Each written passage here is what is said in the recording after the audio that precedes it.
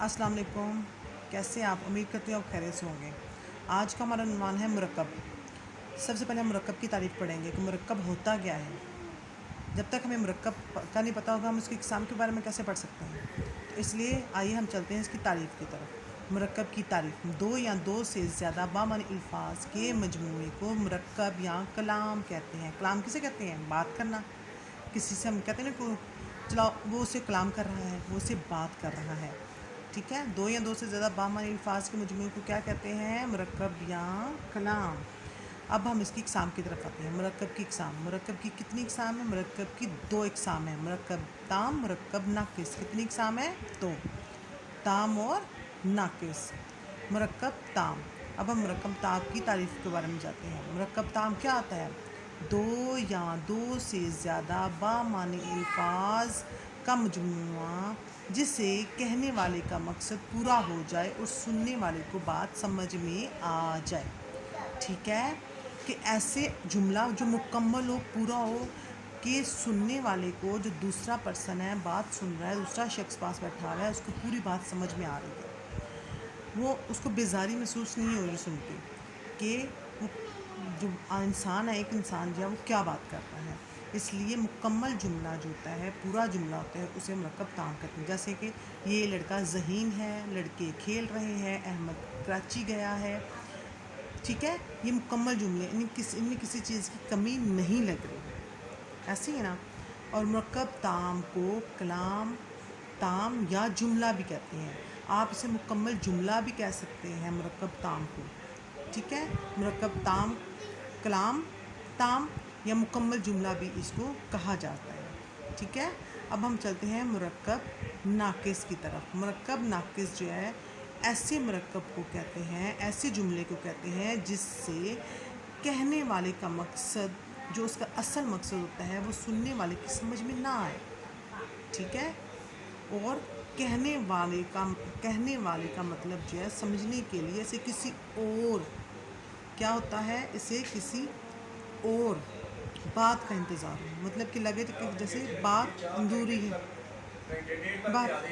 अधूरी है, उसको वो बात समझ नहीं आ रही। मसलन नेक लड़का, मीठा सेब, ज़मीन व आसमां, 10 कुतब, मेरी किताब। कि लग रहा है ना कि कौन नेक है, नेक लड़का बता रहा है, कौन है नेक ना। अगर इसमें को होता कि वो लड़का नेक है या अहमद नेक है, प्रॉपर जुमला, एक मुकम्मल जुमला नहीं लग रहा, ऐसे लग रहा जैसे बात अधूरी है, कि वो कुछ और कहना चाह रहा था लेकिन उसने नहीं कहा, बात मुकम्मल नहीं हुई। ठीक है, ज़मीन व आसमान, 10 कुतब, कौन सी 10 कुतब, कहाँ है 10 कुतब, अधूरी बात है, ये नामुकम्मल बात है। ठीक है, मुरक्कब नाक़िस को मुरक्कब गैर मुफीद या कलाम नाक़िस भी कहते हैं। मुरक्कब नाक़िस को मुरक्कब गैर मुफीद या कलाम नाक़िस भी कहते हैं, कि ऐसा कलाम जो नाक़िस है, ख़राब है, मुकम्मल नहीं है, गैर मुफीद है, इससे पूरी तरह कोई इस्तिफ़ादा नहीं हासिल कर सकता, इसको पूरी तरह कोई समझ नहीं सकता। ठीक है, अब हम मुरक्कब नाक़िस की इक़साम की तरफ आते हैं। मुरक्कब नाक़िस की इक़साम कितनी होती हैं? मुरक्कब नाक़िस की 8 इक़साम हैं। कितनी होती हैं? 8 होती हैं।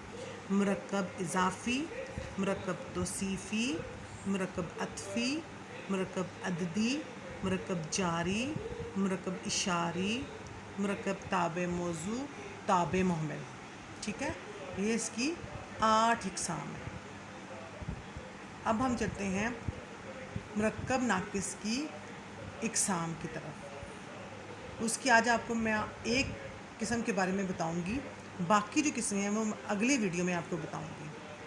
ठीक है, मुरक्कब इज़ाफ़ी, ये बहुत इम्पोर्टेंट, बहुत ख़ास मुरक्कब इज़ाफ़ी है। दो अस्मा में ताल्लुक़ पैदा करना इज़ाफ़त कहलाता है। ठीक है, किसी चीज़ में ताल्लुक़ पैदा करना। मुरक्कब इज़ाफ़ी मज़ाफ़, मुज़ाफ़ इलैह और हर्फ़ इज़ाफ़त से मिलकर बनता है। उर्दू में मुज़ाफ़ इलैह पहले और मुज़ाफ़ बाद में आता है। मसलन खुदा का बंदा, मदरसे के लड़के। और इसके अलावा मुरक्कब इज़ाफ़ी में वो अल्फाज जिनके पहला, दो अल्फाज, ऐसे अल्फाज जिसके पहले लफ्ज़ के नीचे ज़ेर हो, وہ بھی مرکب اضافی کہلاتا ہے.